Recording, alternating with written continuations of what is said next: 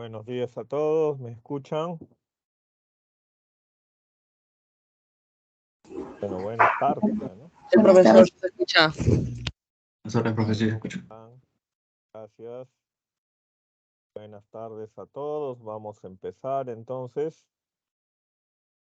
Tenemos en esta ocasión, en la semana 5, en lo que corresponde a los tipos de preguntas y las capacidades cognitivas que tienen relación con ellas, tenemos lo que corresponde a la consistencia textual, ¿no?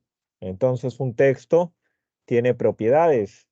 Una de sus propiedades es la consistencia. Entonces, un buen lector sabe evaluar la consistencia textual. Es capaz de establecer si el texto es consistente o no. ¿Sí? Entonces, nosotros vamos a tener preguntas que van a tratar de alguna manera de medir esa capacidad, ¿no? Y esas preguntas son las preguntas que llamamos de compatibilidad e incompatibilidad. ¿Ya? Vamos a primero revisar entonces un PPT. Ahí vamos a tener una explicación puntual acerca de en qué consiste estas preguntas de compatibilidad e incompatibilidad. ¿Sí? Y de ahí ya vamos a pasar a los textos con los ejercicios, como siempre, a través del material del boletín, el Word que presentamos con los textos y las preguntas. ¿Ya? Vamos a pasar primero a compartir el PPT entonces. A ver.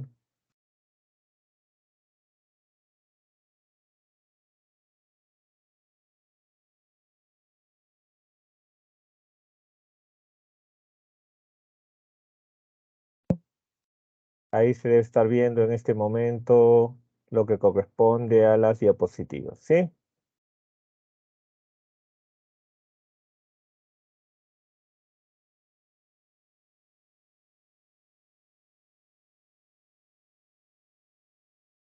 Se puede apreciar, ¿no? No hay ninguna dificultad, no hay ningún problema.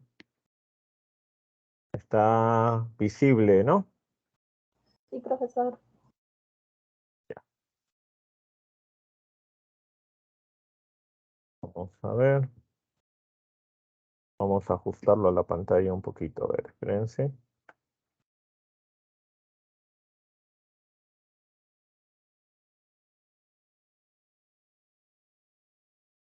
Ya. Entonces, en este momento estoy avanzando las vistas. Ahora estoy retrocediendo. No hay ningún problema de visualización. Avanzo, retrocedo, ¿no? No hay problema, ¿no? Muy bien. Cualquier cosa, cualquier dificultad, cualquier problema que surja, me avisan. Pueden utilizar para eso el chat, no hay ningún problema. Si es que no quieren utilizar el micrófono, ¿ya? Nos habla acá acerca de la compatibilidad, ¿no? Ya habíamos dicho que estas preguntas de compatible e incompatible se relacionan con esta propiedad del texto que es la consistencia textual. Es decir, todo lo que está en el texto debe guardar correspondencia entre sí. Todo lo que está en el texto debe guardar armonía entre sí. ¿Sí? Si nosotros ponemos en un texto una serie X de ideas, todas esas ideas se deben corresponder entre sí. No es que uno pueda poner una idea diciendo A y luego ponemos otra idea negando eso, ¿no? No puede haber contradicción, entonces debe haber una coherencia en ese sentido. Las preguntas de compatibilidad evalúan eso, ¿no? Para esto nos dice que dos ideas son compatibles en la medida de que no se contradigan, es decir, cuando no se genera una contradicción. Es lo mismo. Ya sabemos que hay un principio lógico, ya enunciado desde los griegos. No puede ser P y no P al mismo tiempo, ¿ya? No puedo decir en un texto que los extraterrestres no existen y luego unas líneas después decir que los extraterrestres sí existen. Porque si no, entonces va a haber una contradicción, ¿ya? En un texto normal, uno todas las ideas vigila que se correspondan entre sí, sin que exista contradicción, ¿ya? Puede ser que por algún motivo, con algún propósito específico, puede ser que uno plantee ideas contradictorias. Pero como repito, eso es en casos particulares, eso es en situaciones muy específicas con un propósito también claro. Por ejemplo, con un propósito irónico, ¿no? Puede ser que nosotros que, digamos, pretendamos, ¿no?, defender una idea determinada, entonces nosotros lo que hacemos es, de repente, ¿no?, plantear primero lo contrario de lo que nosotros pensamos y luego afirmar nuestra propia posición. Pero el lector va a entender que si primero hemos suscrito ideas que se contradicen con las que vienen después, es porque hay una intención irónica, de repente una intención satírica, ¿no? De repente queremos ridiculizar, cuando estamos escribiendo, queremos ridiculizar al que tiene ideas contrarias a las nuestras, queremos ridiculizar una postura que para nosotros es inaceptable, ¿no? Entonces nosotros de repente lo que hacemos es, ¿no?, plantear ideas sobre esa postura más bien positivas. Y luego nosotros decimos que eso no es así, que en realidad es todo lo contrario. Entonces el lector se va a dar cuenta cuál es el propósito de eso, ¿ya? Pero lo normal es que no haya ningún tipo de contradicción. Por eso dice, es correcto sostener que la compatibilidad debe ser vista desde un punto de vista lógico. Es un criterio lógico, P y no P al mismo tiempo. Eso no puede ser. ¿Eh? Dice, por ejemplo, al decir que las menestras son fundamentales para el desarrollo saludable del organismo, resulta compatible afirmar que estos alimentos contienen un alto valor nutricional, ¿no? Si decimos que las menestras son fundamentales para el desarrollo del organismo, entonces lo lógico es que eso guarde correspondencia con la otra afirmación, que en este caso es estos alimentos contienen un alto valor nutricional, ¿no? Hay una relación causa-consecuencia ahí, ¿no? Entonces las dos ideas se armonizan entre sí, no se contradicen. Contradicción sería decir que las menestras son fundamentales para el desarrollo saludable del organismo y luego decir que no se deben comer de ninguna manera, ¿no? Ahí nos estaríamos contradiciendo. Si decimos primero que son necesarias y luego decimos que son innecesarias. ¿Se dan cuenta? ¿Ya? Entonces hay que respetar ese principio de no contradicción. En un texto expositivo no podríamos, como les digo, hacer eso de plantear que son fundamentales para el desarrollo del organismo y luego que no debemos comer. En un texto irónico, en un texto satírico, de repente sí. Pero en un texto normal no, ¿no?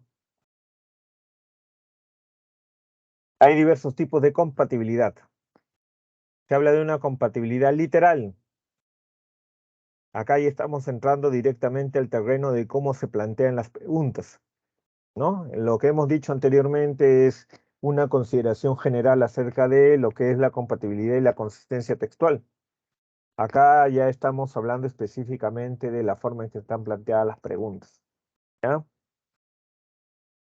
A nosotros nos dan un texto y luego nos ponen una pregunta. ¿Qué idea es compatible? Cuando nos preguntan así, lo que nosotros tenemos que hacer es comparar lo que dicen las alternativas con lo que dice el texto. Cuando nosotros encontramos una alternativa que dice lo mismo que dice el texto, decimos que esa alternativa es compatible con lo que se dice en el texto. Ahí hablamos de compatibilidad literal, porque estamos hablando de una correspondencia directa, una correspondencia entre comillas exacta. Lo que dice la alternativa, más o menos así igualito está dicho en el texto de manera patente, evidente, ¿ya? Como repito, esta es una cuestión ya que tiene que ver directamente con las preguntas, con la forma de plantear las preguntas. Estos ejercicios de compatibilidad lo que exigen es hacer una comparación entre las alternativas y el texto. Cuando nosotros respondemos adecuadamente acerca de qué enunciado, qué alternativa es compatible con lo que se señala en el texto, quiere decir que nosotros podemos practicar esa habilidad, podemos detectar la consistencia y la inconsistencia en cualquier momento cuando estamos leyendo cualquier texto, ¿sí? Nosotros vamos a ir comparando las ideas que están dentro del texto entre sí, y ahí nos vamos a dar cuenta cuáles son compatibles unas con otras, cuáles no son compatibles, ¿ya? Entonces, dice, una idea es literalmente compatible con el texto cuando afirma exactamente de la misma forma otra idea enunciada en él. Por ejemplo, la NASA se prepara concienzudamente para enviar astronautas a la Luna. Para ello ha identificado regiones para poder descender. Estos son borde Faustino A, borde de Gerlach 1, macizo de Malapert, Harvard y meseta Leibniz Beta. ¿Sí? A partir de esa afirmación, a partir de esa explicación que se está haciendo acerca de la NASA y sus planes, en función a eso dice, resulta compatible afirmar que la agencia tiene 5 lugares apropiados para el próximo alunizaje, ¿no? Está diciendo lo mismo que dice en el texto, ¿no? Claro que no exactamente igual, ¿no? Pero de manera muy parecida, de manera muy directa, ¿no? No hay que hacer prácticamente ningún esfuerzo para encontrar la correspondencia entre la alternativa y lo que dice el texto, ¿ya? Y hay compatibilidad inferencial. Hay una compatibilidad inferencial, es semejante. Pero lo que nosotros hacemos es, en el caso de las preguntas, pues, ¿no? Lo que nosotros hacemos es específicamente comparar lo que dicen las alternativas con lo que se deduce del texto. No comparamos las alternativas con las ideas que se expresan directamente en el texto. Comparamos las alternativas con lo que se puede inferir de lo dicho en el texto. ¿Ya? Para eso, cuando nosotros vamos leyendo, siempre estamos haciendo inferencias. En todo momento que estamos leyendo, nuestro cerebro va sacando deducciones. Dice, una idea es inferencialmente compatible con el texto cuando en base a la información expuesta en él, expresa un enunciado que se desprende y que la afirme sosteniblemente, ¿no? Ejemplo, dice. El juicio del gusto guarda relación solamente con las sensaciones que experimenta el sujeto. Ahí tenemos un enunciado, tenemos una afirmación. El juicio del gusto guarda relación solamente con las sensaciones que experimenta el sujeto. Con esta afirmación es compatible afirmar que, ¿no? ¿Qué sería compatible con lo que está dicho, perdón, con lo que se infiere de lo que está dicho en este enunciado? Si decimos el juicio del gusto guarda relación solamente con las sensaciones que experimenta el sujeto, es compatible afirmar que, ¿no? El juicio del gusto soslaya toda actividad racional.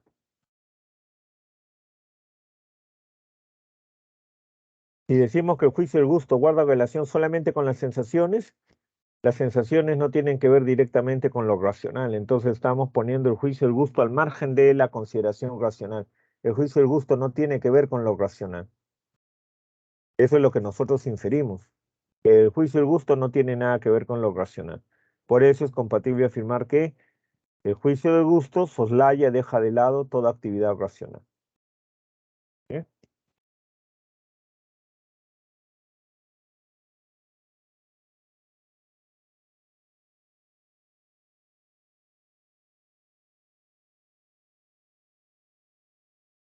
Hasta ahí está claro, ¿no? Sí, profesor. Dice el texto de ejemplo. Johann Reinhardt en 1999 descubrió los cuerpos de 3 niños, una mujer y 2 varones, en lo alto del volcán Yuyayaco.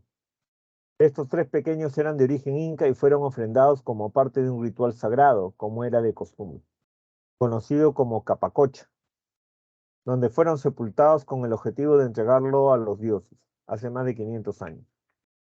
Pero lo que más llamó la atención de los expertos fue el excepcional estado de conservación que tenían los cuerpos a 6.739 metros de altura en la cordillera de los Andes. ¿Está claro? ¿Se entiende? No hay ningún problema, ¿no?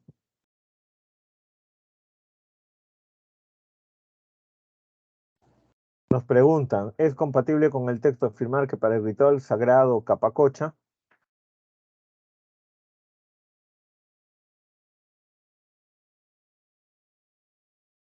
¿cuál será en esa primera pregunta? A.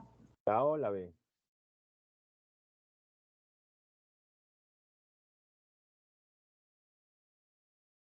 La A dicen por ahí. Muy bien, Juan. ¿Los demás están de acuerdo?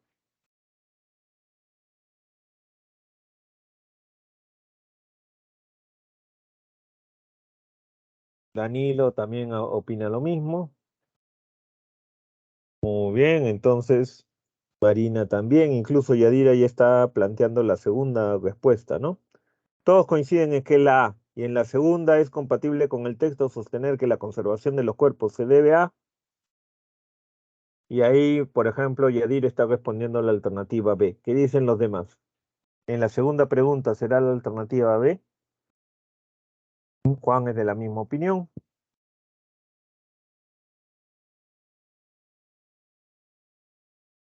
Mayra Mirela. Muy bien. Hay consenso entonces, ¿no? La A y la B. Muy bien. ¿Sí? No hay ningún problema hasta ahí. Y tenemos el texto en inglés. A ver, vamos a leer un minuto este texto tratando de inferir lo que no entendemos y de ahí vamos a ver las preguntas que nos plantean. ¿Ya? Voy a apagar la cámara un rato para que no haya problemas con la transmisión.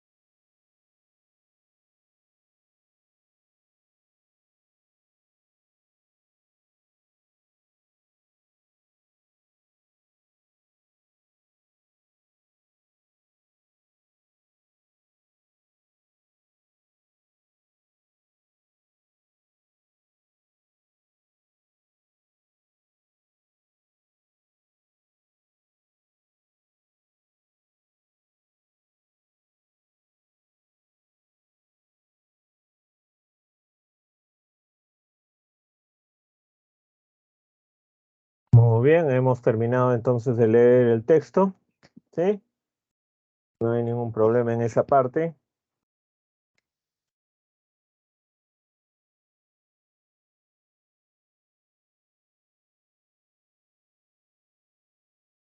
Podemos entonces nosotros ver la traducción acá. Dice, Saturno era el más distante de los 5 planetas conocidos por los antiguos. En 1610, el astrónomo italiano Galileo Galilei fue el primero en observar a Saturno a través de un telescopio. Para su sorpresa, vio un par de objetos a ambos lados del planeta. Los dibujó como esferas separadas y escribió que Saturno parecía tener un cuerpo triple. En 1659, el astrónomo holandés Christian Huygens, utilizando un tipo diferente de telescopio, propuso que Saturno estaba rodeado por un anillo delgado y plano. En 1675, el astrónomo de origen italiano Gian Dominique Cassini descubrió una división entre lo que ahora se llaman los anillos A y B. ¿No? Hasta ahí está claro, no hay ningún problema, ¿no?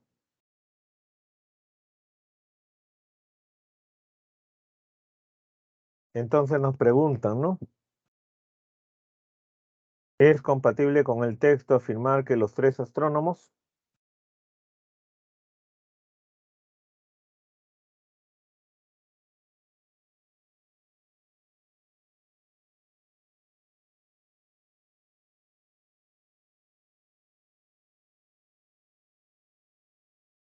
En la primera pregunta, ¿cuál sería?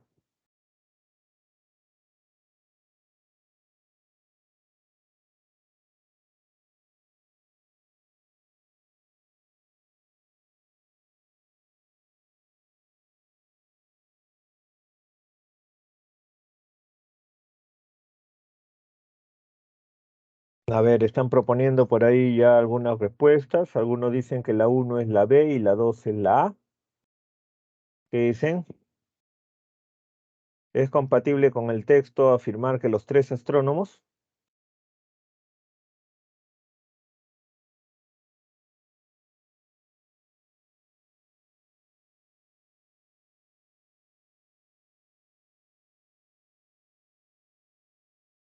¿Qué dicen? A ver. Los tres astrónomos observaron que Saturno tenía anillos. Los tres astrónomos mencionados, Galileo no vio no vio anillos, ¿no? Galileo vio a Saturno y a los costados de Saturno vio como esferas, ¿no? A una a cada lado, entonces él pensó que era un cuerpo triple. Ya cuando Huygens vio Saturno con un telescopio mejor, entonces ya se dio cuenta que no eran tres esferas, sino que era Saturno y eran los anillos que rodeaban a Saturno. Bueno, un anillo nomás vio él, ¿no? Y luego ya Cassini vio una separación, por lo tanto, dos anillos. Sería entonces en la 1 la A, ¿no? Todos estudiaron a Saturno en el siglo XVII, 1610, 1659, 1675. Y en la 2,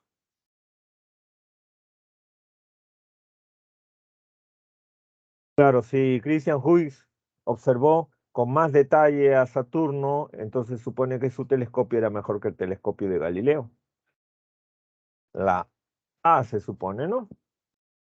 ¿Está bien? ¿Está claro?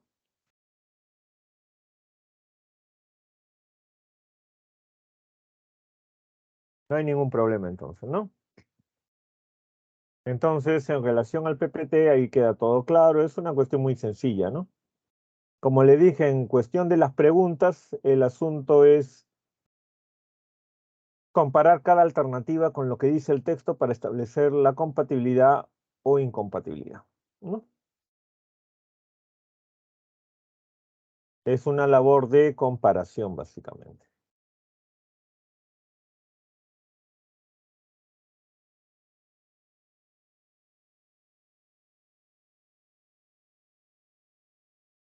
Ahí estamos compartiendo entonces el Word, no hay problema. Estamos avanzando las páginas. Ya estamos en la segunda página. Está avanzando, ¿no? Ahora lo retrocedemos. Sí, profesor, sí se ve. No hay problema de visualización. Eso es muy importante. Tenemos una teoría al inicio. Lo mismo en esencia que hemos explicado.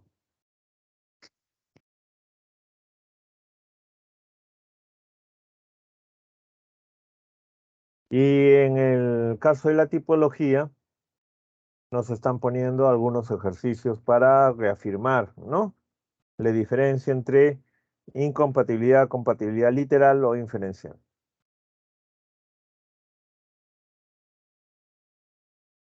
Dice, texto 1. El lenguaje ha sido estudiado de manera intensa y productiva durante 2500 años, pero no hay una respuesta clara a la pregunta de ¿qué es el lenguaje? Podríamos preguntarnos simplemente hasta qué punto es importante llenar este vacío. Para el estudio de cualquier aspecto del lenguaje, la respuesta debería ser clara. Únicamente en la medida en que existe una respuesta a esta pregunta, al menos tácita, será posible proseguir con el análisis de cuestiones trascendentes sobre el lenguaje, entre las que se encuentran las relativas a su adquisición y su uso, su origen, el cambio del lenguaje, la diversidad y las características comunes, el lenguaje en la sociedad, los mecanismos internos que ponen en marcha el sistema, tanto el propio sistema cognitivo como sus diversos usos, tareas distintas, aunque relacionadas. Ningún biólogo propondría una explicación del desarrollo o la evolución del ojo, por ejemplo, sin explicarnos algo bastante definido de lo que es un ojo. Y la misma perogrullada es aplicable a las investigaciones sobre el lenguaje, o debería serlo. Curiosamente, por lo general no es así como se han planteado las preguntas sobre este como objeto de estudio. ¿Sí? ¿Está claro ahí? ¿No hay ningún problema? No hay ninguna dificultad, se entiende todo lo del texto. Sí, muy bien. ¿No? Es importante siempre tener claro todas las referencias, ¿no? Todos los aspectos que están dentro del texto. No vaya a ser que por alguna cosita que nosotros no entendamos y pasemos por alto, no se entienda en sí, ¿no? Lo más importante. Ya, entonces, ¿es compatible con la intención principal del autor afirmar que? ¿Cuál es compatible con la intención principal del autor?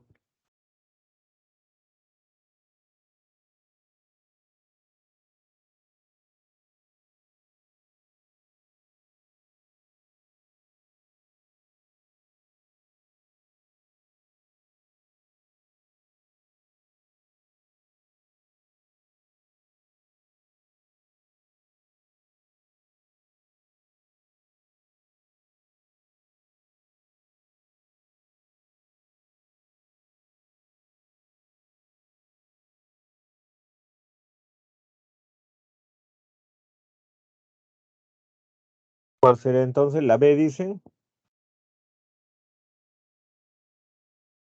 ¿Qué es lo que el autor está tratando de hacer con el texto? Y en función a eso, ¿qué cosa es compatible? Primero hay que ver qué es lo que el autor intenta, digamos, defender, decir, sustentar.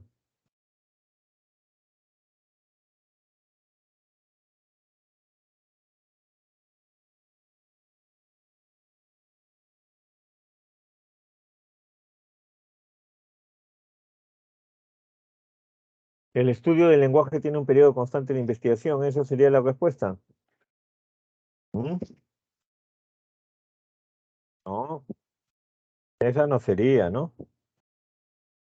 Fíjense la pregunta, ¿es compatible no con todo el texto, es compatible con la intención principal del autor? O sea, tenemos que ver en esencia el autor que está diciendo. El autor nos está diciendo que para estudiar cualquier cosa del lenguaje es fundamental primero establecer qué es el lenguaje. Una vez que sepamos qué es el lenguaje, ya se pueden dilucidar toda una serie de cuestiones, problemas, interrogantes, misterios, ¿no? ¿Para qué sirve? ¿Cómo se adquiere? Todo eso ya es después de definir el lenguaje. Entonces, la D de dedo, es necesario poder responder satisfactoriamente qué es el lenguaje. Por eso él pone un ejemplo, ¿no? Alguien quiere estudiar la evolución del ojo, primero tiene que decir qué cosa es un ojo, ¿no? Si no, uno puede decir cualquier tontería. A eso se refiere. ¿Ya? Respecto de las indagaciones sobre el lenguaje humano, es compatible afirmar que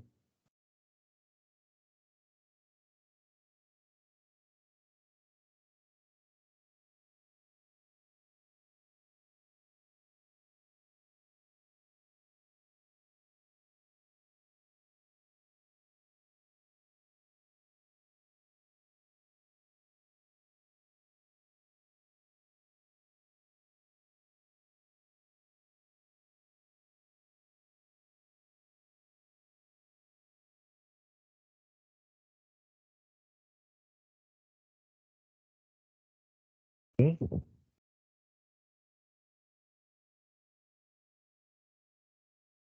A ver, entonces,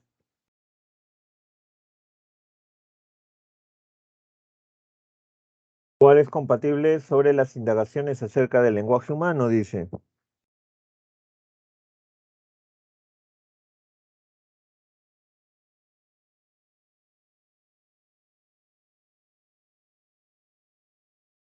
Nada.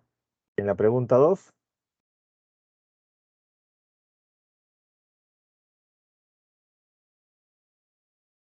El autor dice que se han averiguado muchas cosas, que se han establecido muchas cosas, que se han llegado a varias conclusiones, pero sin haber resuelto previamente qué cosa es el lenguaje humano, ¿no?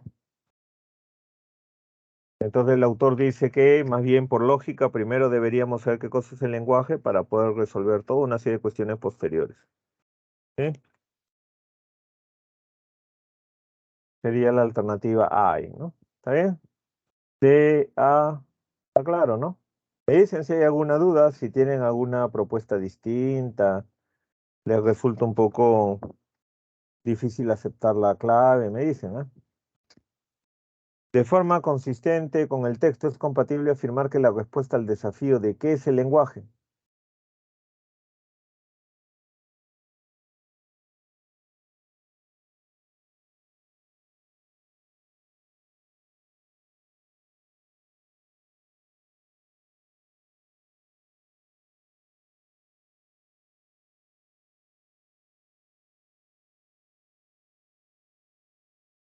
¿Ah? En la 3. Ya, muy bien, Jonathan. Ya ahí está respondiendo. La E, ¿no? Permitirá proseguir con el análisis de cuestiones diversas y relevantes sobre esto. El autor está diciendo básicamente eso, pues, ¿no? Que primero se resuelve qué es el lenguaje y eso va a permitir resolver toda una serie de preguntas sobre el lenguaje. ¿Ya? La E de Nan. Hasta ahí está claro, ¿entiende?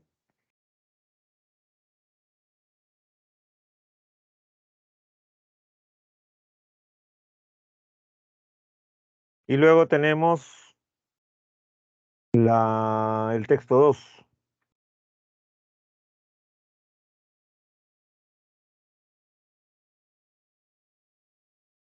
Dice, la cultura no solo trata del patrimonio material e inmaterial de una zona particular que la gente disfruta. La cultura es la más poderosa de las fuerzas impulsoras y el factor clave que la humanidad puede usar para desarrollar economías y sociedades. Por este motivo, la ciudad de Incheon, Corea del Sur, se ha esforzado por potenciar la creatividad y el talento, incluyendo sus artesanos maestros, que han añadido infraestructura cultural como el pueblo de cerámica de Incheon. Actividades como los talleres internacionales han servido para ampliar un mercado mundial conocido para artesanos y compartir valores y actividades culturales.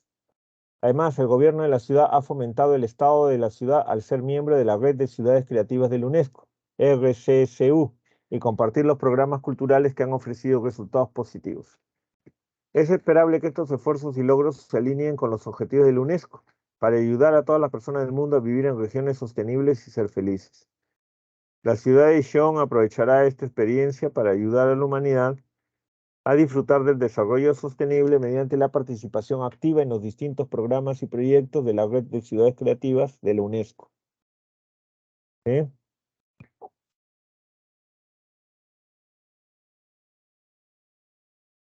Hasta ahí está claro, ¿se entiende?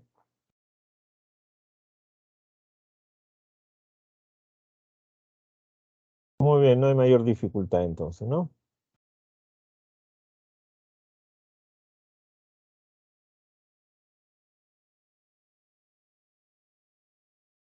La primera pregunta dice, ¿resulta compatible afirmar que la articulación de acciones que permiten difundir y repotenciar las actividades culturales tiene un impacto que trasciende los procesos formativos? ¿Por qué?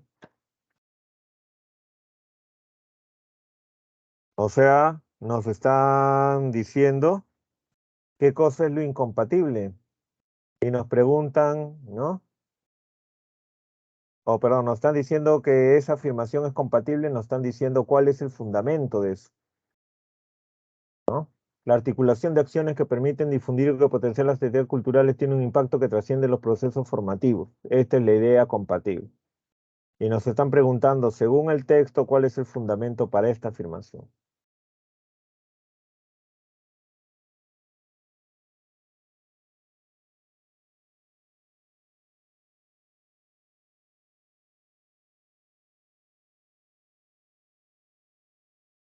¿Cuál será entonces en la 1?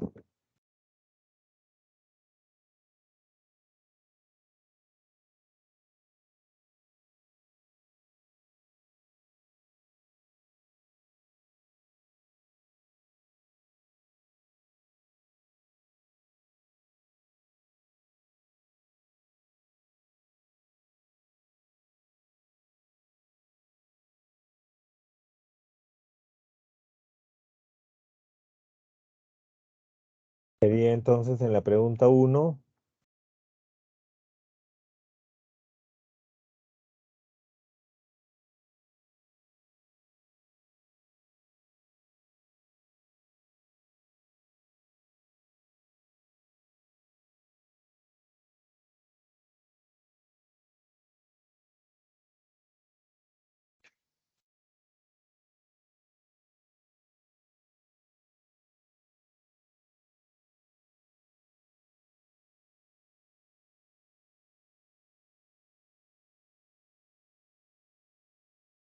sería la D de dedo, ¿no? Constituyen además vías idóneas para el desarrollo de las ciudades, porque lo que está enfatizando el texto es que la ciudad de Ishon, gracias a esta iniciativa, pues, ¿no? De darle apoyo a la cultura, entonces ha experimentado, pues, un desarrollo, ¿no? ¿Sí? Dice, la cultura es la más poderosa de las fuerzas impulsoras y el factor clave que la humanidad puede usar para desarrollar economías y sociedades. Y luego al final dice, la ciudad de Ishon aprovechará esta experiencia para ayudar a la humanidad a disfrutar del desarrollo sostenible mediante la participación activa en los distintos programas y proyectos de la red de ciudades creativas de la UNESCO, ¿no?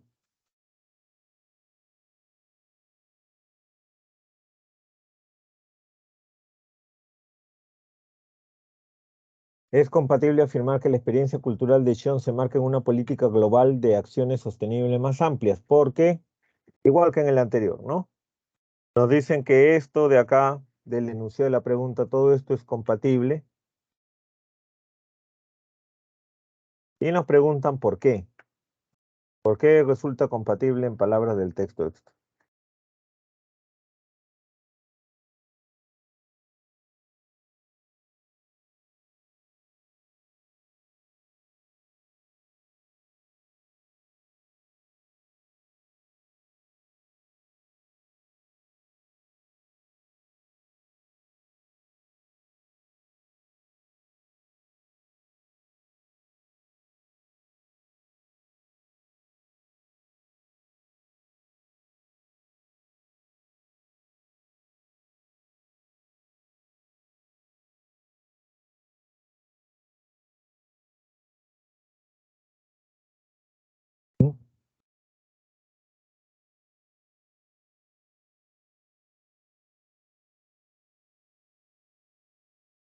En la 2, algunos están diciendo que es la alternativa A.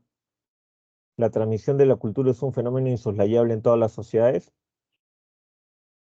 Lo que nos están pidiendo es, según el texto, cuál es el fundamento para decir que esto de Ishon es parte de algo más grande.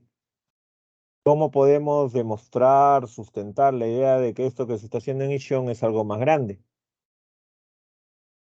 Forma parte de una política global.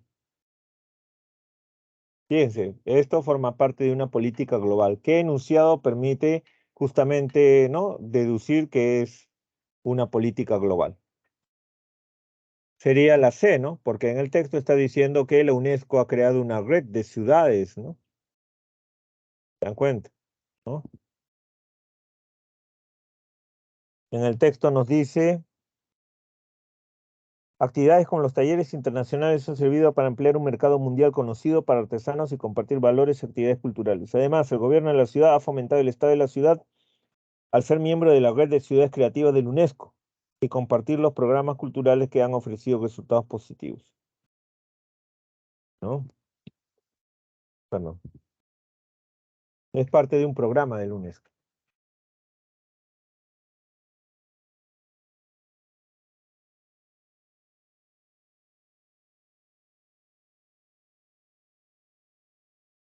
Es compatible afirmar que la UNESCO tiene el objetivo de engarzar el desarrollo sostenible con la consecución de sociedades felices, porque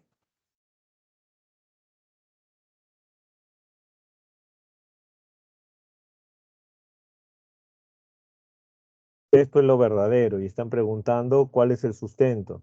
¿Cómo demostramos que la UNESCO tiene el objetivo de engarzar el desarrollo sostenible con la felicidad, pues, ¿no?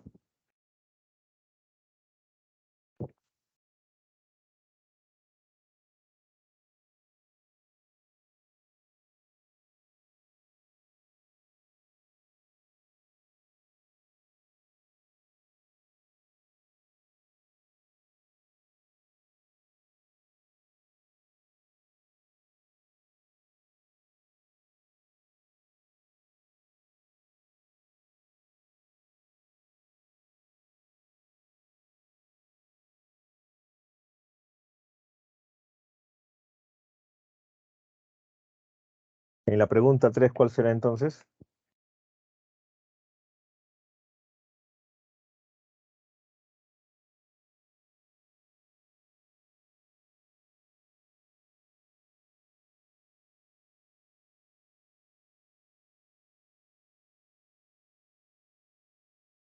Sería la alternativa E, ¿no?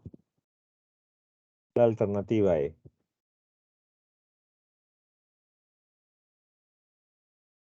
¿Cómo se sustenta lo que dice la pregunta?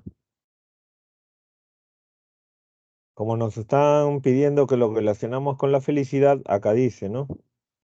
Es esperable que estos esfuerzos y logros se alineen con los objetivos de la UNESCO para ayudar a todas las personas del mundo a vivir en regiones sostenibles y ser felices.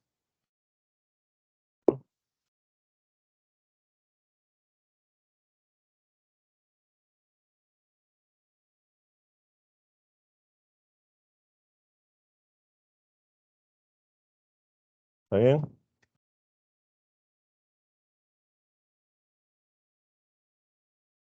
No hay ningún problema, ¿no?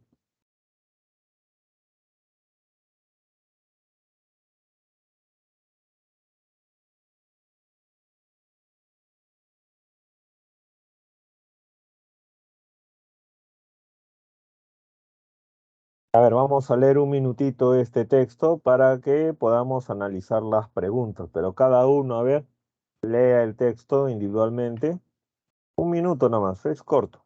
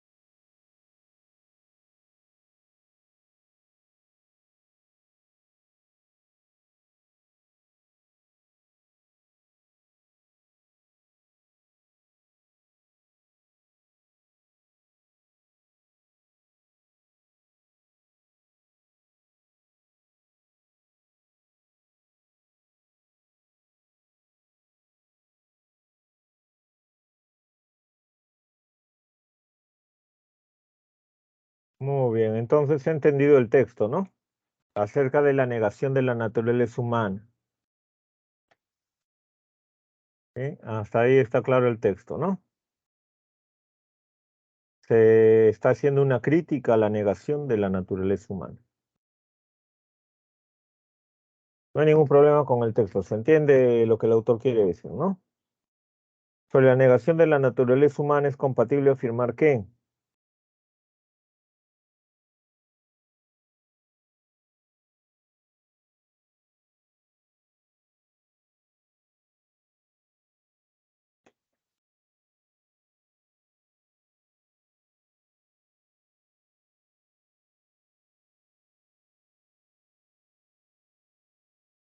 Por ahí están respondiendo ya Yair, por ejemplo. ¿Qué dicen los demás?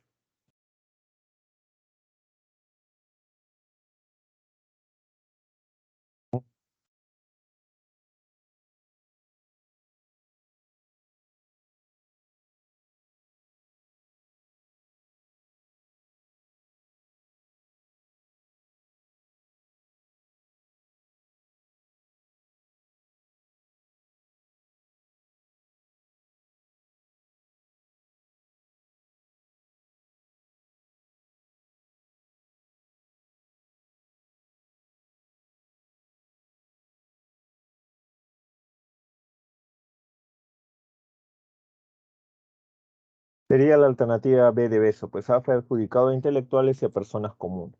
Muy bien.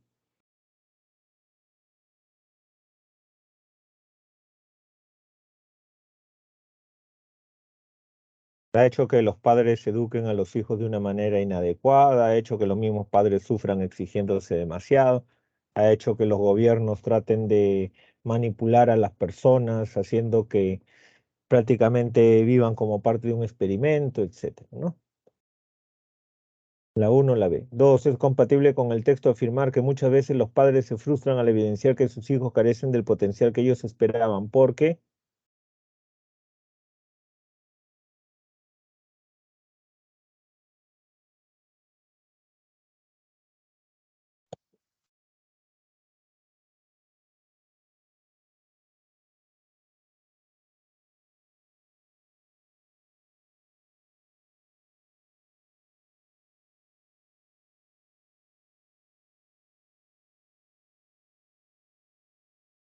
¿cuál sería en la dos?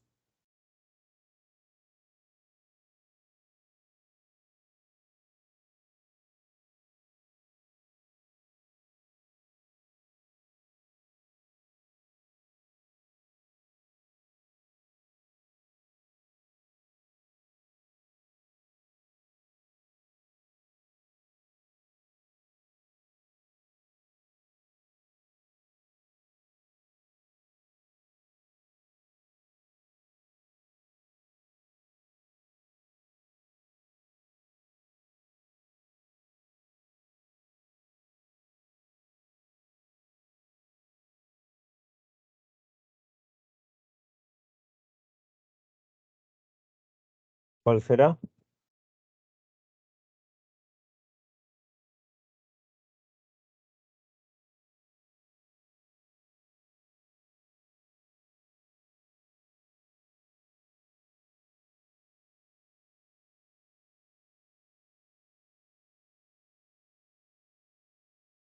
Nos dice que es cierto que los padres se frustran al darse cuenta que sus hijos no pueden convertirse en lo que ellos quieren.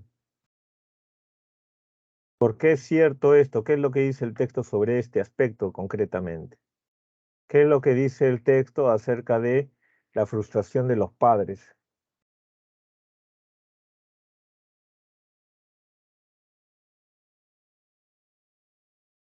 ¿Cuál es la raíz de la frustración de los padres? ¿No? Sería la alternativa E, ¿sí?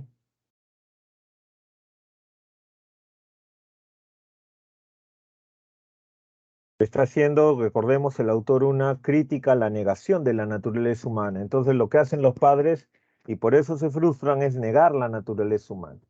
El problema en todo el texto, dice el autor, es que las personas niegan la naturaleza humana. ¿Sí? Los padres hacen eso, ahí viene el problema. ¿Sí? ¿Está claro? ¿Se entiende ahí?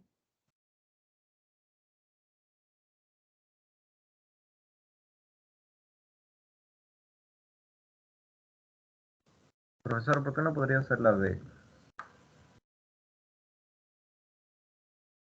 Muy bien.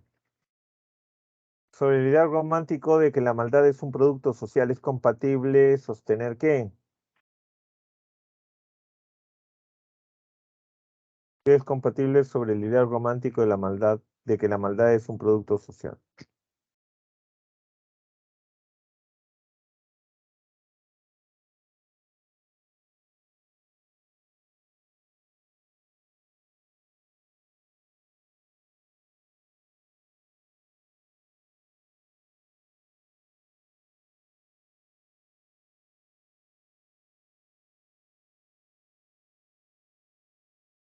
La 3.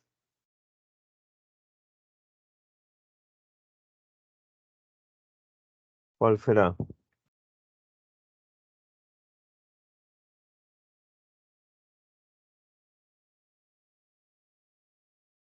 Sobre esa idea de que todo lo malo viene de la sociedad.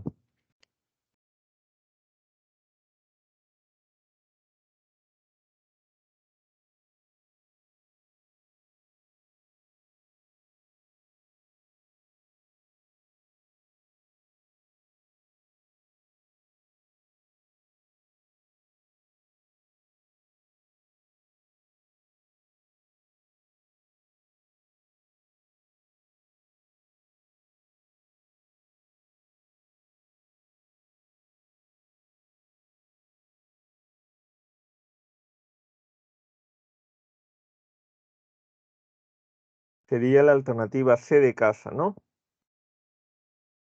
¿Sí? La alternativa C. Es parte de esa crítica a la negación de la naturaleza humana, pues, ¿no? Como la gente a veces cree que todo lo malo viene de la sociedad, entonces cuando una persona roba, mata, comete mil y un desmanes, le echa la culpa a la sociedad, entonces la persona misma no tiene responsabilidad. Y eso hace pues que no sean indulgentes en el sistema de justicia con ellos. ¿Está claro? ¿Se entiende todo?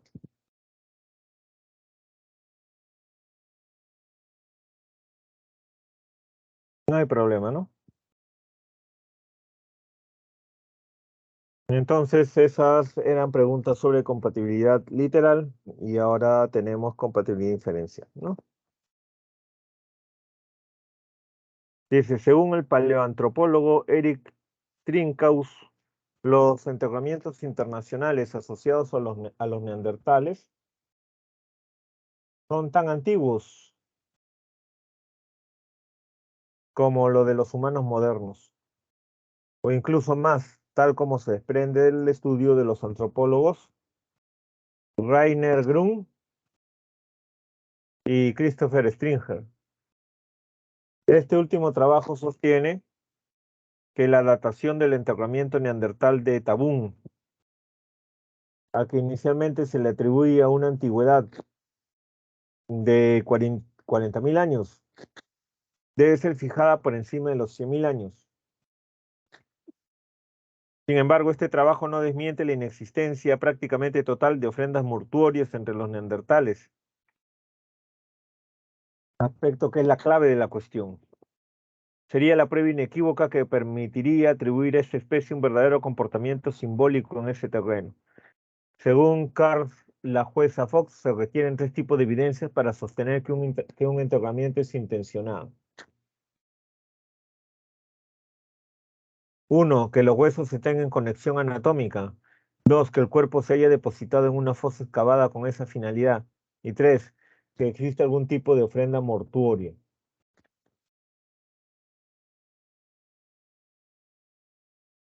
Es esta tercera característica la que resulta decisiva para atestiguar, además de la intencionalidad de un enterramiento, la existencia de una conducta inequívocamente simbólica en torno al hombre de Neandertal.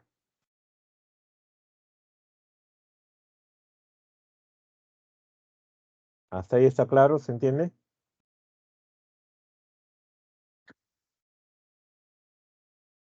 ¿No hay problema?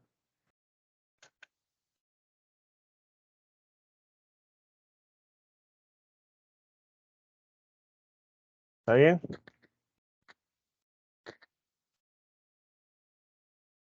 No hay mayor dificultad entonces.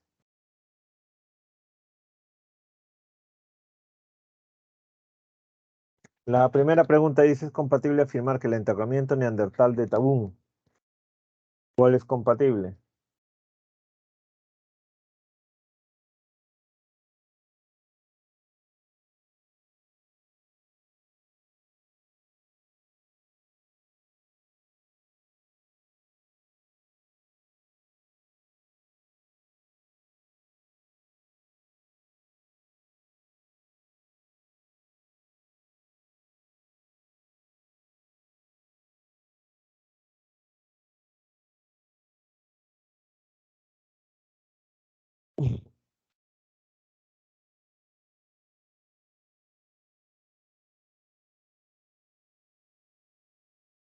Sería entonces, ¿cuál? La primera.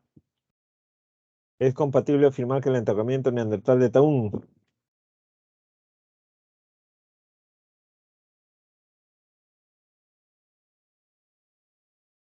La C, ¿no? Porque algunos decían 40.000 años la datación, otros más de 100.000 años, ¿no?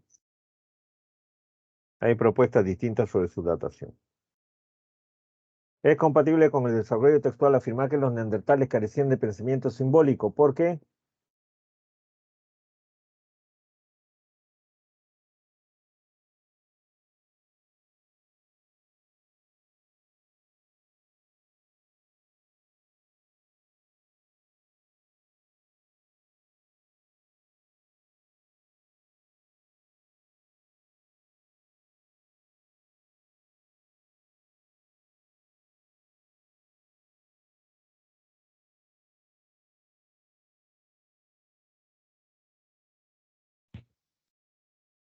¿Cuál sería la respuesta de la pregunta 2?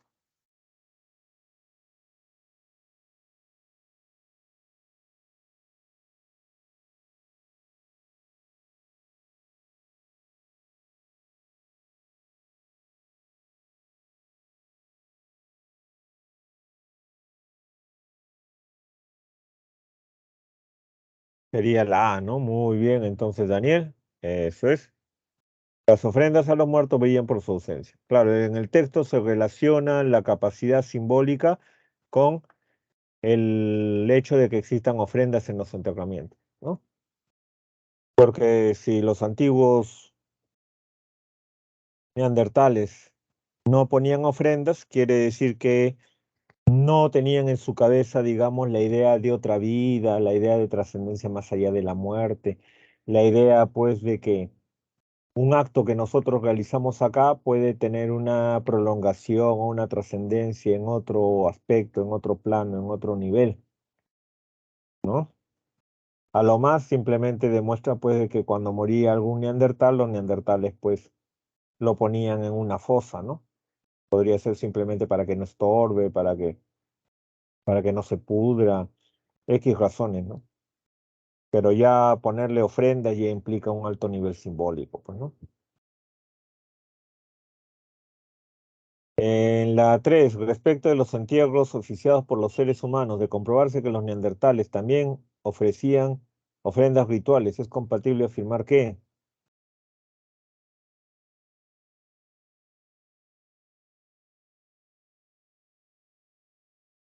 ¿Cuál será en la 3? Si los neandertales también hubieran ofrecido, vaga la redundancia, ofrendas rituales, ¿qué podríamos afirmar?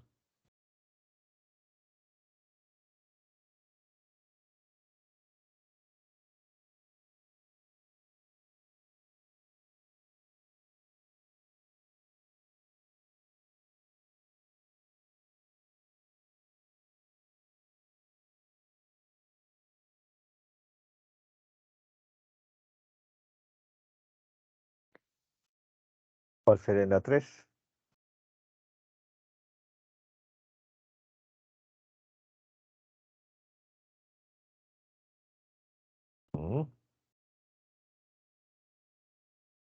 De comprobarse que los neandertales también ofrecían ofrendas rituales, ¿es compatible afirmar que?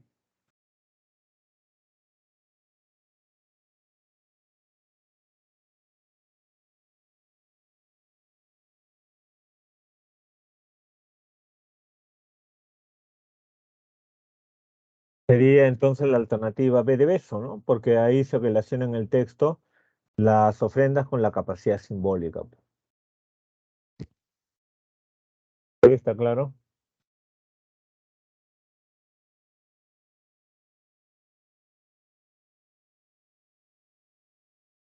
La incompatibilidad es al revés, pues, ¿no? Simplemente el hecho de que una alternativa plantea una idea que es lo contrario, una idea que niega, una idea que rechaza lo que dice el texto, lo que se infiere del texto, ¿no? Es a la inversa de lo anterior.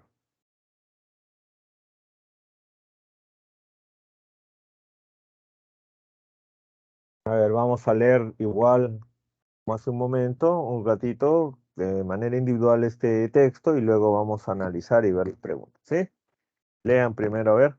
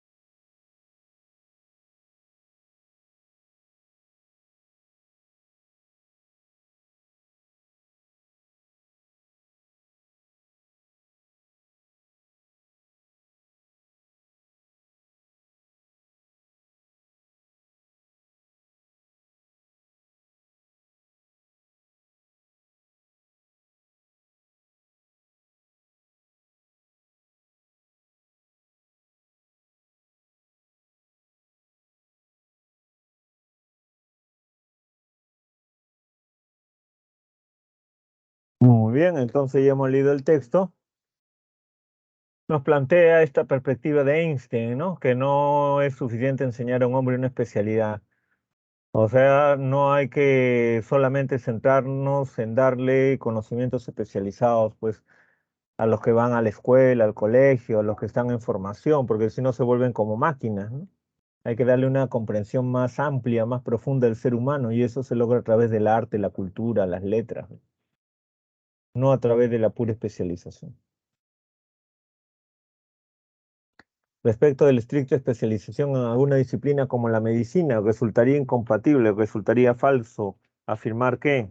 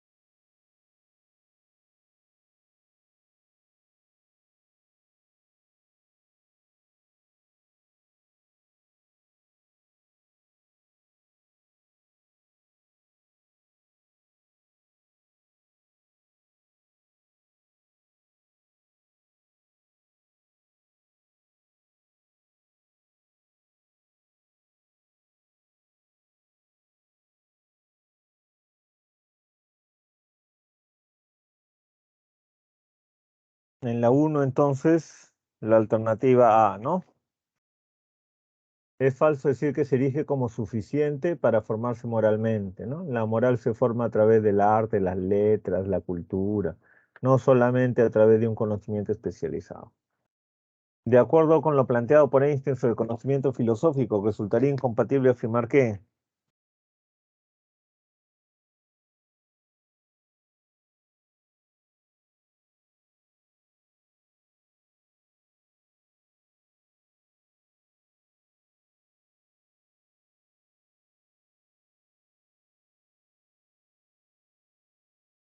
¿cuál sería incompatible? Claro, que solamente el conocimiento filosófico va a determinar la moral de un profesional, eso es falso, pues, ¿no?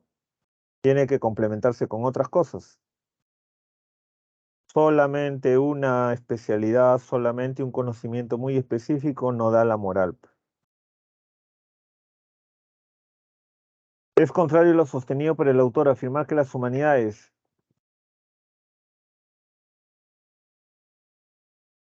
¿cuál es falso?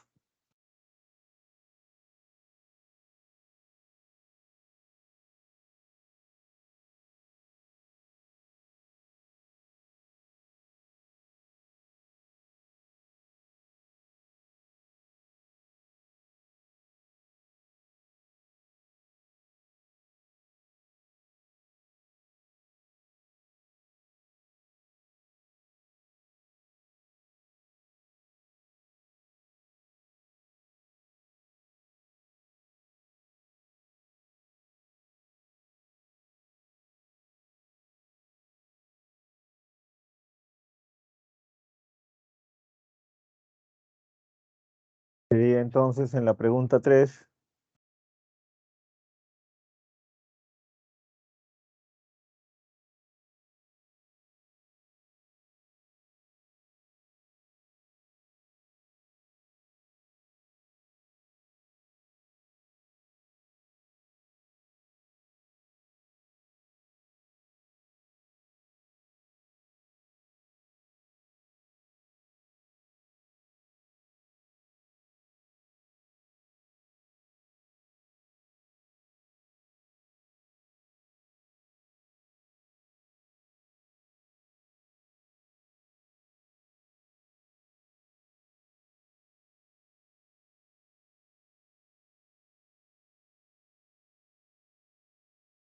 Bueno, ahí sería la alternativa B de besos, son estériles para interactuar de forma armónica con nuestros congéneres, ¿no? Porque al contrario, nos permiten interactuar de forma armónica con nuestros congéneres, ¿no? Incluso también, ¿no? Incluso la alternativa A también es contraria a lo que dice el autor, ¿no? Porque el autor no dice que las humanidades bloquean el desarrollo espiritual. Bueno, ahí también hay un problema con la alternativa A, ¿no? Las demás sí corresponden a lo que dice el autor, hasta cierto punto, ¿no? Y el texto 2 dice, a Isaac Newton, que en la mente de los críticos de la ciencia personifica la visión única, el universo le parecía como un mecanismo de relojería. Literalmente describió con gran precisión los movimientos regulares y orbitales predecibles de los planetas alrededor del Sol o de la Luna alrededor de la Tierra, esencialmente mediante la misma ecuación diferencial que predice el vaivén de un péndulo o la oscilación de un muelle. Hoy tenemos la tendencia a pensar que ocupamos una posición ventajosa eminente y a lamentarnos de que los pobres newtonianos tuvieran un punto de vista tan limitado. Pero dentro de ciertos límites razonables, las mismas ecuaciones armónicas que describen el mecanismo del reloj describen los movimientos de objetos astronómicos en todo el universo. Es un paralelismo profundo, no trivial. Desde luego, en el sistema solar no hay engranajes y las partes componentes del mecanismo del reloj gravitacional no se tocan. Los movimientos de los planetas son más complicados que los de péndulos y muelles. Además, el modelo de mecanismo de relojería se quiebra en ciertas circunstancias. Sin embargo, en los relojes de péndulo también se conoce algo como el movimiento caótico. Si desplazamos el plomo demasiado lejos de la perpendicular, el movimiento es arrítmico y desordenado. Pero el sistema solar marca mejor el tiempo que cualquier reloj mecánico. Y toda la idea de marcar el tiempo viene del movimiento observado del Sol y las estrellas. ¿Sí? ¿Hasta ahí está claro? Entonces la primera pregunta nos dicen, acerca de los movimientos de los astros en el marco de la propuesta de Newton, es incompatible afirmar que éste propuso ecuaciones diferenciales distintas para el Sol y la Luna. ¿Por qué?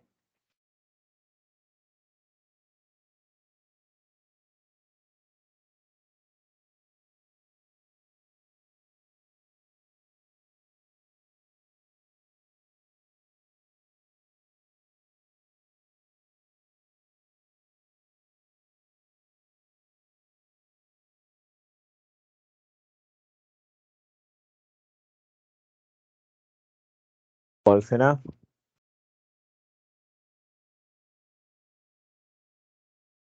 Sería la D de dedo, ¿no? Porque lo que dice el texto es que básicamente utilizó la misma ecuación para todo.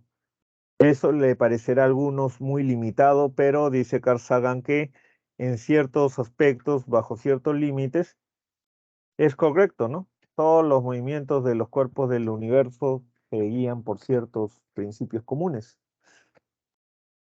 Sobre paralelismo, dice, entre el movimiento de los astros realizado por Newton y los mecanismos del reloj es incompatible sostener que es un hecho insustancial, ya que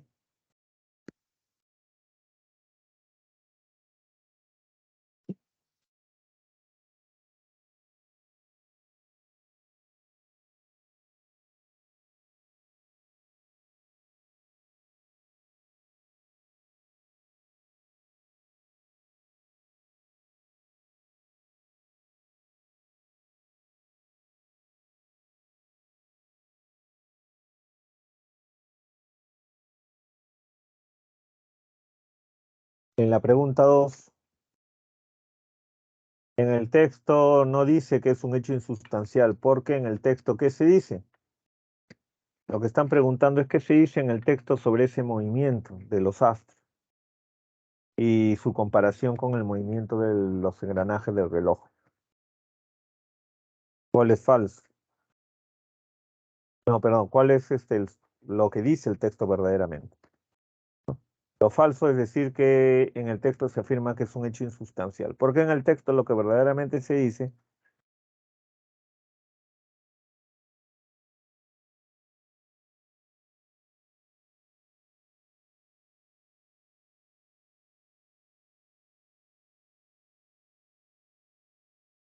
en el texto se dice que ese paralelismo, esa analogía entre el reloj y el universo es un paralelismo profundo y nada trivial, dice el texto.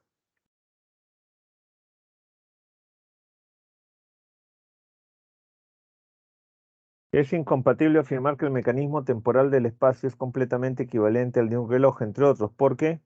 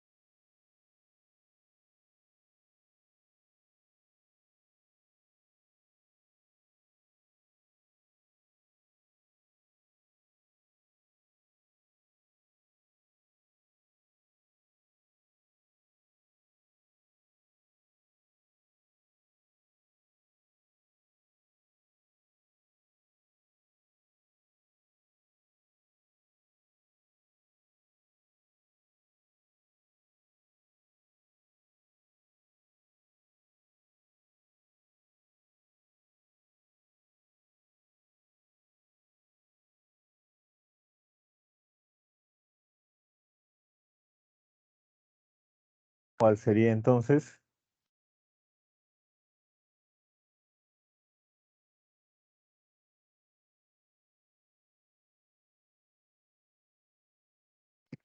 Como una de las razones para decir que la comparación no es exacta, dice Carl Sagan, que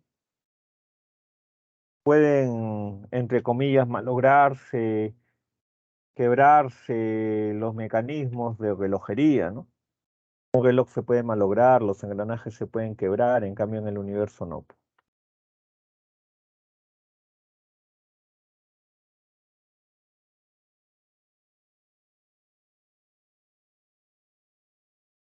Tenemos el siguiente texto también. Dice, muchos científicos afirman que existe un peligro real si se siguen haciendo las cosas como hasta ahora, que nuestra civilización industrial constituye una trampa explosiva. Sin embargo, resulta muy costoso tomar en serio advertencias tan horrendas. Las industrias afectadas perderían beneficios. Aumentaría nuestra propia ansiedad. Hay muchas y buenas razones para desoír esas voces. Tal vez los numerosos científicos que nos previenen de la inminencia de catástrofes sean unos agoreros. Quizás amedrentar a los demás les proporcione un perverso placer. Tal vez no sea más que una manera de conseguir subvenciones oficiales. Al fin y al cabo, otros científicos dicen que no hay nada de qué preocuparse, que tales afirmaciones no están demostradas, que el medio ambiente se curará solo. Como es lógico, ansiamos creerles. ¿Quién no? Si tienen razón, nos aliviarán de una inmensa carga. Así que no nos precipitemos. Seamos cautelosos. Procedamos lentamente. Asegurémonos primero. Por otro lado, es posible que quienes nos tranquilizan acerca del medio ambiente sean como Polianas, la protagonista de la novela de Eleanor Porter, cuyo optimismo ciego era envidiable, o tengan miedo de enfrentarse con los que asumen el poder o quieran gozar del apoyo de los beneficiarios del expolio del medio ambiente. Así que démonos prisa. Arreglemos las cosas antes de que sea tarde. ¿Eh? ¿Está claro?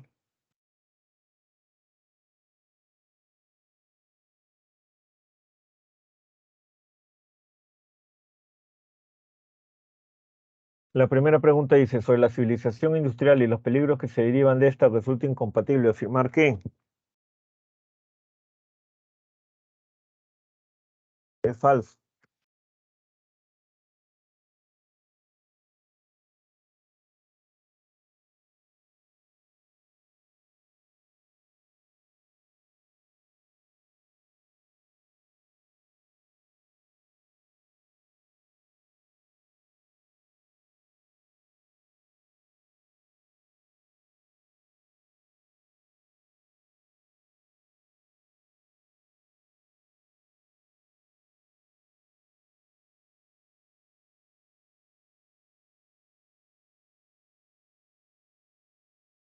En la 1 lo falso sería la A.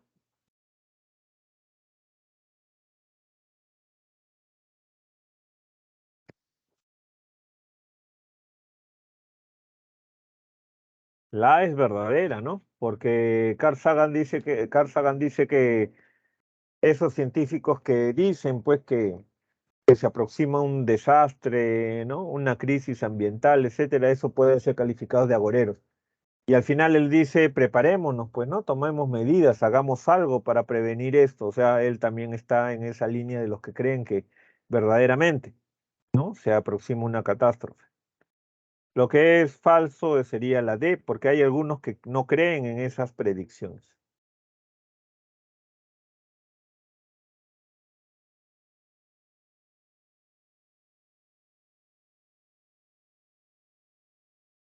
Dice, es incompatible afirmar que Sagan se opone caprichosamente a seguir haciendo las cosas como hasta ahora, porque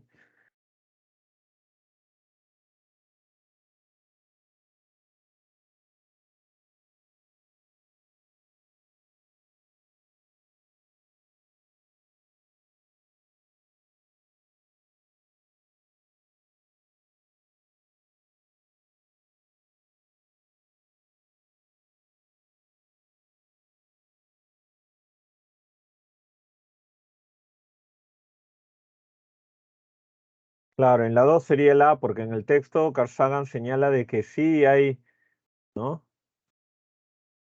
Buenas razones para no hacerle caso a esas predicciones agoreras, ¿no?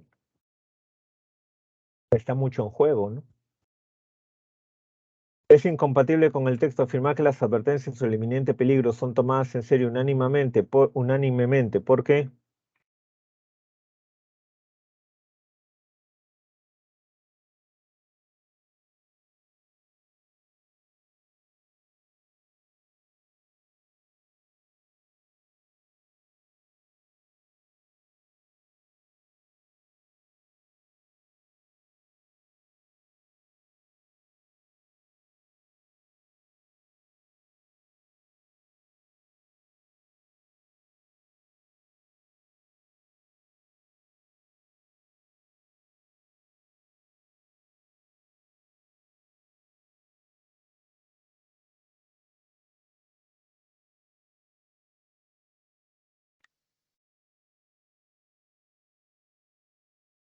La 3, la B de beso, ¿no?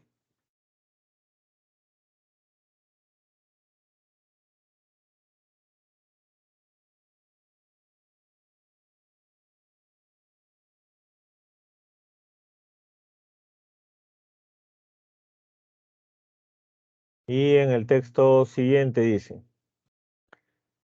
el gran movimiento de liberación que se inició con el Renacimiento y condujo a través de las muchas vicisitudes de la Reforma y las guerras religiosas y revolucionarias a las sociedades libres en las que los pueblos de habla inglesa tienen el privilegio de vivir, se hallaba inspirado en su totalidad por un inigualado optimismo epistemológico, por una concepción optimista del poder del hombre para discernir la verdad y adquirir conocimiento.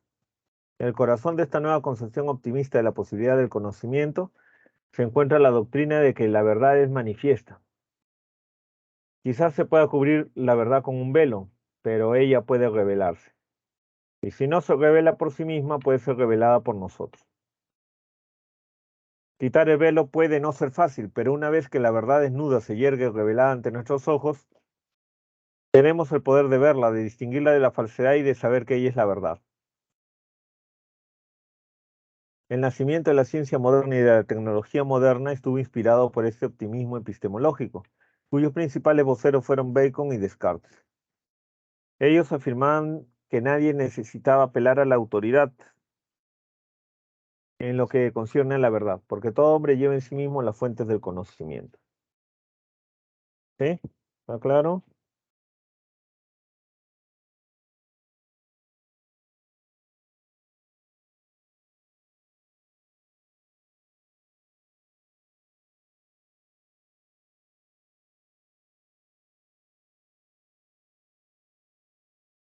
Es incompatible afirmar que Descartes se decanta por la consideración de que la búsqueda de la verdad es un empresa irrealizable, porque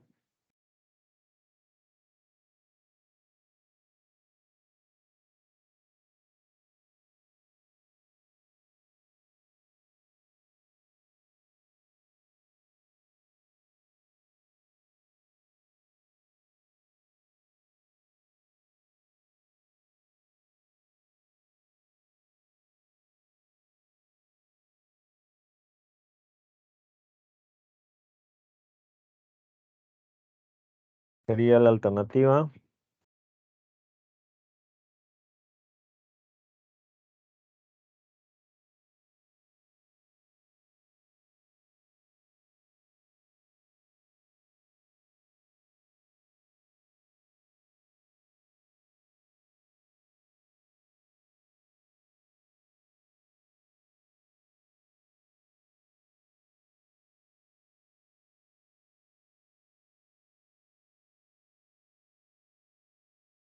La número 1.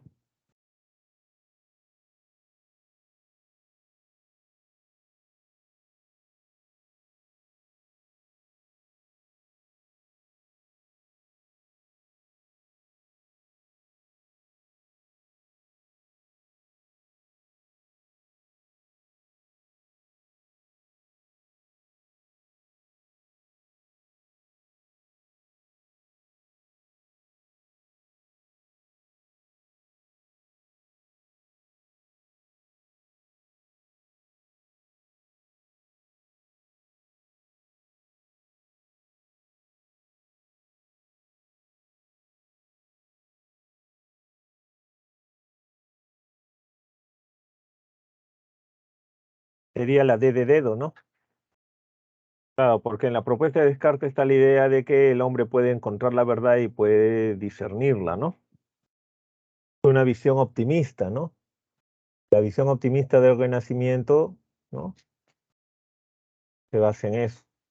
Sobre el optimismo epistemológico aludido en el texto, es incompatible afirmar que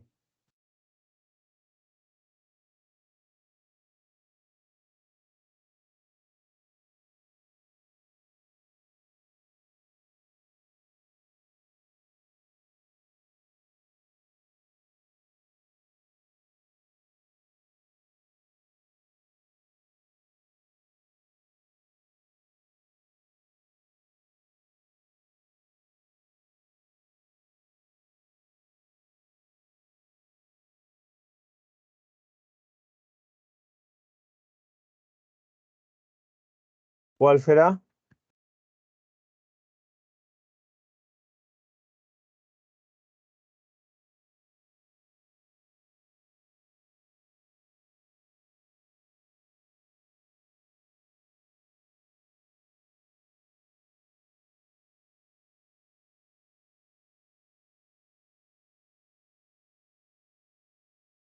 Sería entonces la alternativa C, ¿no? Sí. La C. Este se gesta exclusivamente en procesos de innovación del pensamiento, ¿no? Porque también hay procesos sociales que le dan fundamento, le dan base, ¿no? La reforma, movimientos revolucionarios, etc. Resulta incompatible con el desarrollo textual acerca de la distinción entre el conocimiento fiable y las falsedades, afirmar que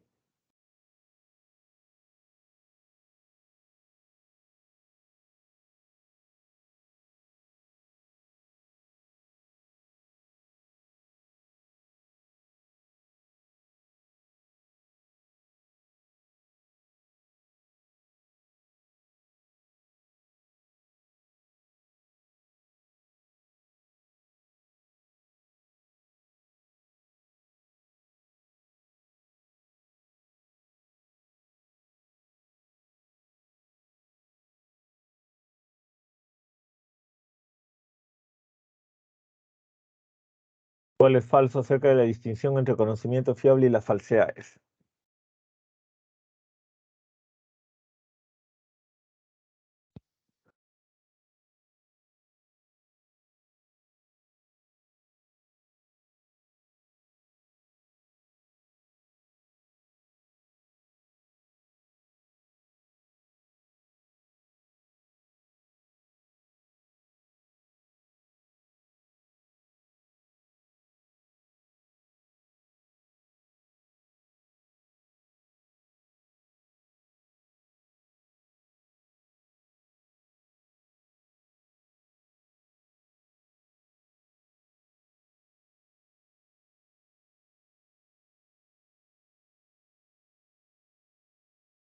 Y la 3 sería entonces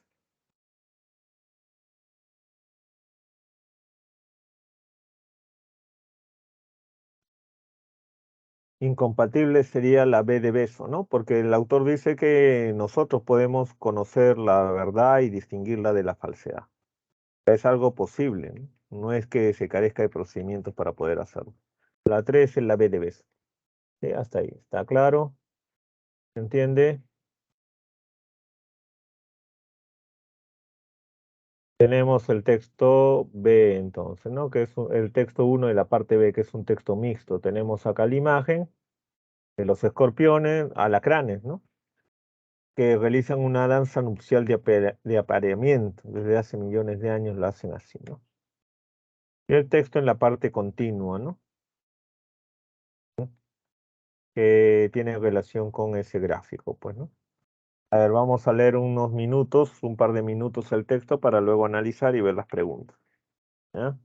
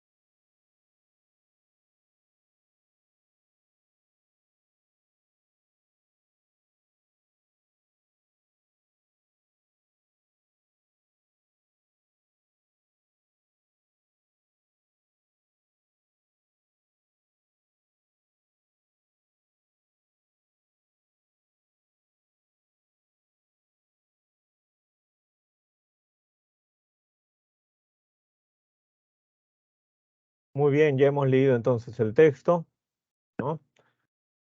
Nos menciona las conductas estereotipadas de los animales en relación a la conducta sexual, ¿no? Conductas estereotipadas que tienen regulaciones pues fisiológicas y que también el hombre comparte, ¿no? Esos mecanismos. Pero aparte nos dice pues que el ser humano, antes de esa parte, digamos, estereotipada, antes de la realización del acto sexual en sí, de su culminación, que se basa en procesos fisiológicos instintivos, el ser humano desarrolla el erotismo, ¿no? Donde ya está la parte creativa, donde el pensamiento, el lenguaje y las acciones complejas concurren, ¿no?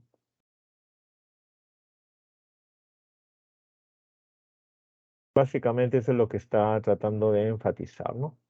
Entonces se entiende que estos animales, por ejemplo, desarrollan una conducta estereotipada, donde a diferencia del ser humano no interviene pues la parte creativa, el erotismo, ni otros aspectos, ¿no? Entonces el tema central del texto es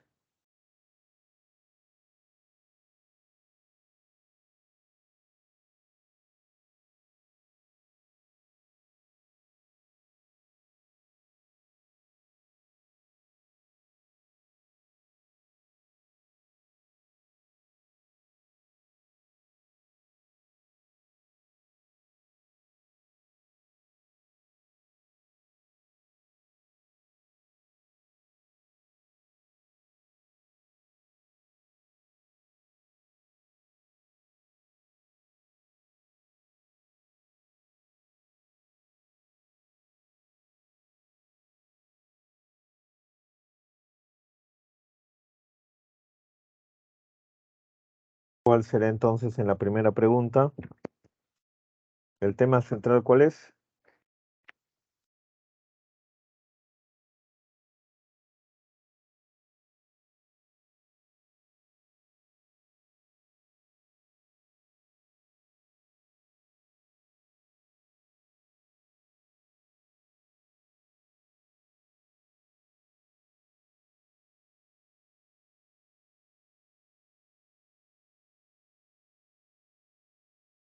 Ahí sería más bien la alternativa C, ¿no? Porque el autor del texto, al hacer el contraste, digamos, entre los animales y el ser humano, menciona, digamos, la parte neurológica, la parte del cerebro, ¿no? Dice que tiene una importancia en los mamíferos, sobre todo el hipotálamo, ¿no? Que tiene un papel muy importante en la activación de neuronas, dice, ¿no? Y eso a su vez, ¿no? Tiene relación, pues, con la fisiología del cuerpo, ¿no? En el ser humano, dice, hay una parte previa, ¿no? Que también está situada en lo neuronal, en lo cerebral. Se encuentran estos, dice, los elementos básicos del erotismo, se encuentran en sitios, neuronas y conexiones neuronales exclusivas de la especie humana. O sea, tanto en animales como en el ser humano se basa en la fisiología del cerebro, en la configuración neuronal, las conductas sexuales. Los animales que actúan por estereotipo, de manera estereotipada, por instinto, su cerebro es el que funciona para que desarrollen sus conductas así. Y en el ser humano hay otras, ¿no? A otras redes neuronales que hacen que nosotros tengamos esa parte del erotismo también. Por eso que sería la C. La base de todo es la cuestión neuronal cerebral. Respecto de los alacranes de gráfico, resulta compatible sostener que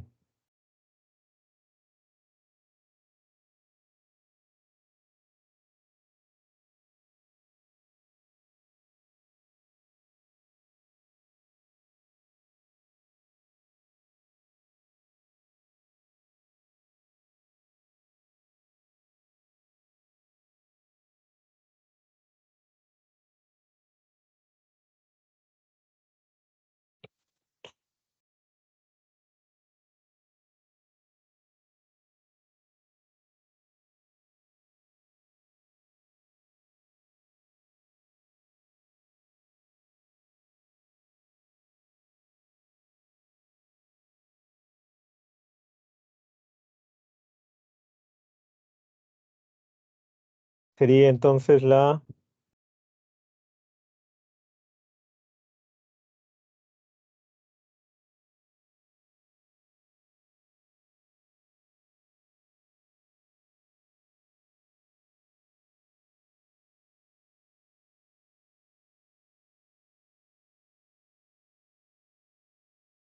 Sería la alternativa en la 2, alternativa D de dedo, porque como son alacranes, son insectos, las conductas sexuales que ellos tienen se supone que son conductas netamente estereotipadas, o sea, todos hacen lo mismo.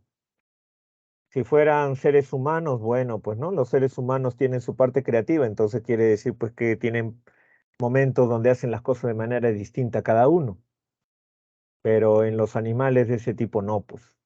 En el texto, el antónimo contextual del término clave.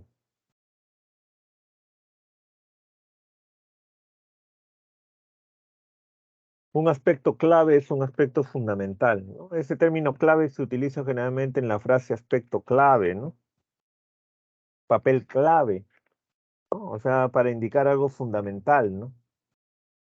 Lo contrario de clave, o sea, lo contrario de fundamental sería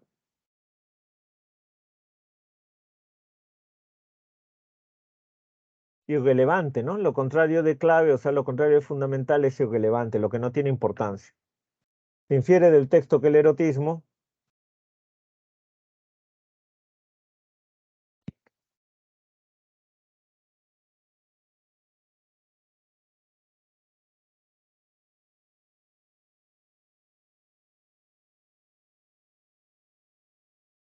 en la 4,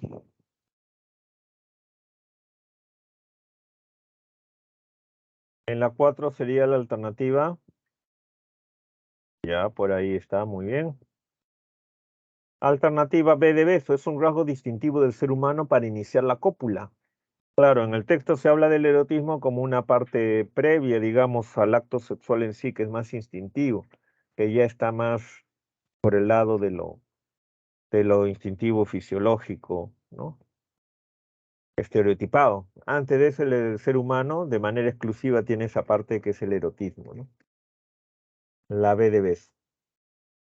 Si el ser humano careciera de imaginación, fantasía y ensoñación,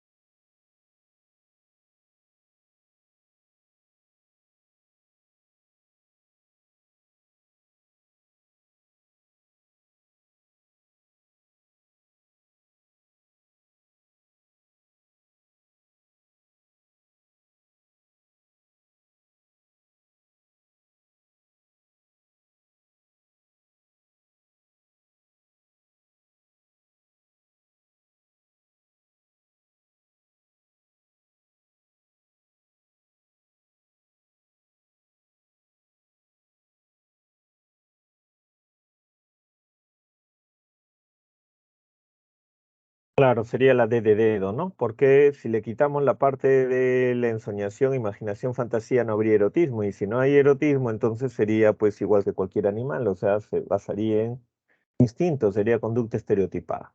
¿Sí? ¿Hasta ahí está claro?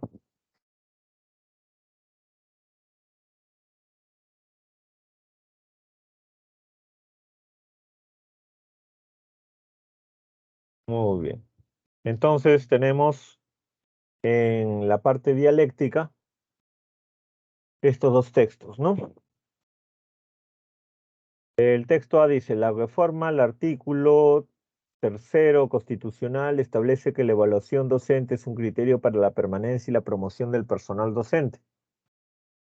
Dicho cambio legislativo, por cierto, fue realizado al margen de los maestros y estudiosos de la educación, a espaldas de los mexicanos, por lo que se trata de una transgresión a los principios constitucionales. La primera evaluación a los docentes que laboraban en plazas interinas se realizó en el 2014. en el cual más de la mitad, 61%, resultaron no idóneos. Esto significa que tendrían que buscar otra ocupación o estudiar para presentarse en un próximo examen. En la evaluación del ciclo 2015-2016, cuyos resultados se dieron a conocer a finales de febrero del año en curso, se anunció el despido de 3.360 profesores de todo el país y en abril del año en curso, y en abril de 1.000 más, perdón, del estado de Guerrero por no presentarse a la evaluación. Lo anterior demuestra que la propuesta de evaluación del gobierno mexicano a sus profesores no está orientada a mejorar ni las escuelas ni la educación, solo ha representado la pérdida de la estabilidad en el empleo. Por eso es justa la indignación y preocupación que manifiestan los maestros de todo el país y es justa también denominarla evaluación punitiva. Cuando más que la mitad del magisterio de todo el país está en peligro de quedar desempleado, de ser desplazado de sus lugares de trabajo. ¿Sí? Esto está relacionado con México, pues, ¿no? El texto B se supone que dice lo contrario, ¿no? Dice, la pregunta que me hago es si la evaluación de los docentes en realidad es punitiva. No lo creo. El término evaluación alude a la recolección de evidencias para medir los atributos de una persona, una institución o un programa, a fin de valorar el grado en que se poseen dichos atributos, con base en criterios previamente establecidos.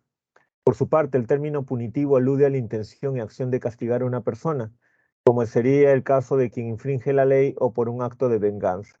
No obstante, la Coordinadora Nacional de Trabajadores de la Educación, CNTE, es la responsable de tergiversar la naturaleza de la evaluación docente, al sostener que la evaluación que actualmente se le practica al magisterio es punitiva.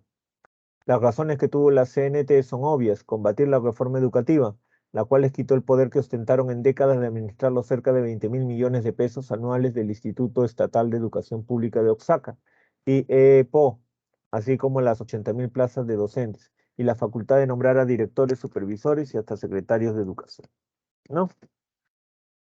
Entonces ustedes se dan cuenta, este es un texto dialéctico, acá hay dos textos en confrontación, los dos mencionan la evaluación docente, ¿no? Esto en el caso de México.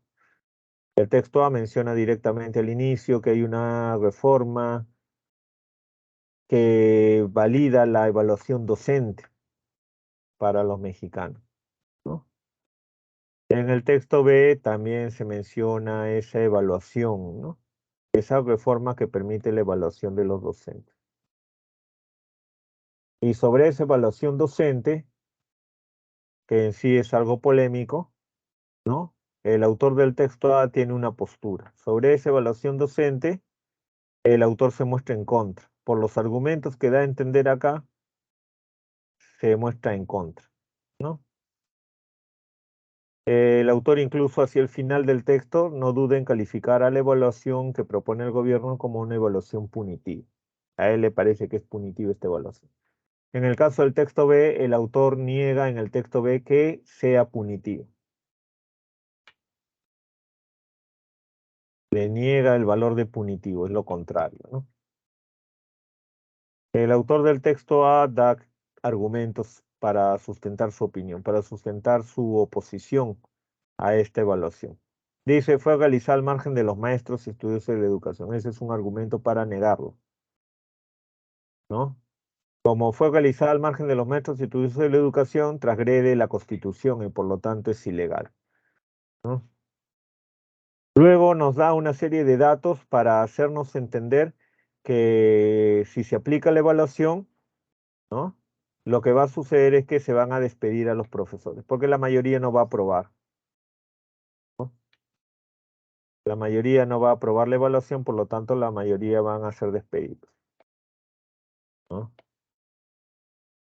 Esos son básicamente los argumentos de el autor del texto A. Uno, que está hecho al margen de los profesores, de la sociedad, que tiene relación directa con la educación, por lo tanto es ilegal, y por otro lado que su finalidad última es despedir a los profesores.